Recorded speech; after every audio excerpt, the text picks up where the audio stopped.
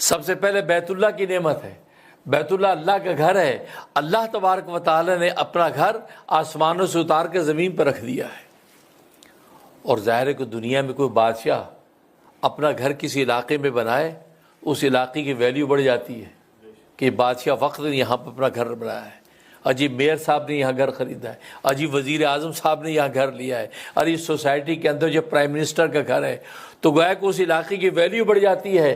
تو اللہ تبارک و تعالی نے اپنا گھر اس کائنات کے اندر رکھا ہے. اس زمین میں اللہ تبارک و تعالی نے اپنا گھر اتار دیا ہے، جبکہ اس کے محاذات میں بالکل آسمان دنیا کے اوپر ایک گھر ہے. وہ گھر بیت المعمور اس کو کہتے ہیں، وہ اللہ کا گھر جس پہ ملائکہ طواف کرتے ہیں اور ہر وقت طواف جاری رہتا ہے.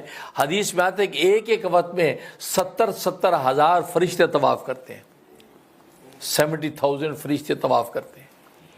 اور جو ایک دفعہ طواف کر چکا ہوتا ہے تو زندگی بھر دوبارہ اس کا نمبر نہیں آتا، اتنے ملائکہ ہیں. اور اسی بیت المعمور کے محاذات میں عین سیدھ کے اندر نیچے زمین پر اللہ تبارک و تعالی اپنا گھر اتارا ہے. اس سے آپ اندازہ کریں کہ اس زمین کی اور زمین والوں کے اللہ تبارک و تعالی کے ویلیو کیا ہے کہ اللہ تبارک و تعالی اپنا گھر یہاں اتار دیا ہے اور اپنے اس گھر کو اپنی ذات کا آئینہ بنایا ہے، اپنی ذات کا آئینہ بنایا ہے، اپنی ذات کی تجلیات کا آئینہ بنایا ہے. اس لیے کہ اگر اس گھر کو اللہ تبارک و تعالی اپنی ذات کی تجلیات کا آئینہ نہ بنائے تو اللہ کی ذات اتنی بڑی ہے، اس کی کبریائی اتنی وسیع ہے کہ وہ کسی زمین کے خطے کے اندر سما نہیں سکتی. لا یسونی ارضی ولا فی السماء، حدیث قدسی ہے کہ میں آسمان و زمین کی وسعتوں میں نہیں سما سکتا ہوں، میری ذات اتنی بڑی ہے، میری کبریائی اتنی بڑی ہے. ولاکن یسونی فی قلبی عبد المومن تقی، لیکن جب میں سمانے لگتا ہوں میں ایک مومن متقی کے دل میں سما جاتا ہوں. ظاہر ہے کہ وہ دل آئینہ بن جاتا ہے، اور آئینے کا کمال یہ ہوتا ہے آئینے کے اندر بڑی سے بڑی چیز کا عکس چھوٹے سے چھوٹے آئینے کے اندر بند ہو جاتا ہے.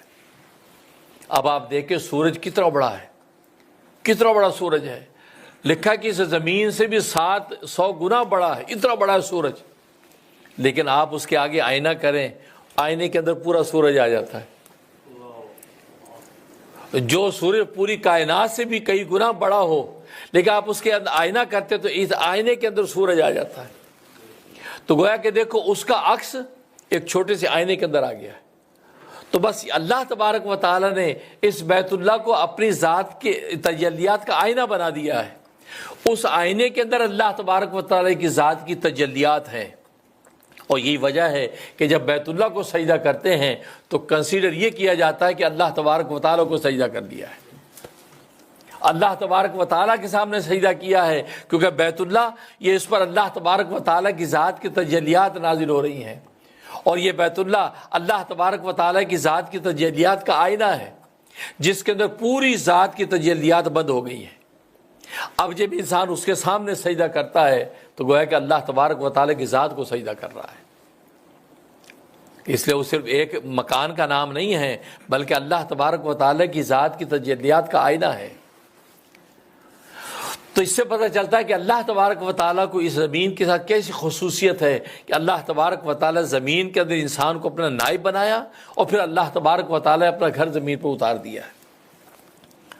اور اس گھر کے سامنے لوگ سجدہ کرتے ہیں، اس کی طرف رک کر کے سجدہ کرتے ہیں.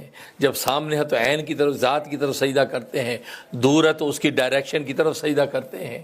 تو گویا کہ اللہ تبارک و تعالیٰ نے اس زمین میں اپنا گھر اتار دیا ہے. تو یہ بیت اللہ کی نعمت یہ اللہ تبارک و تعالی زمین کے اندر اتاری ہے، اور ظاہر ہے کہ یہ اللہ تبارک و تعالی کی نعمتوں میں عظیم الشان نعمت ہے.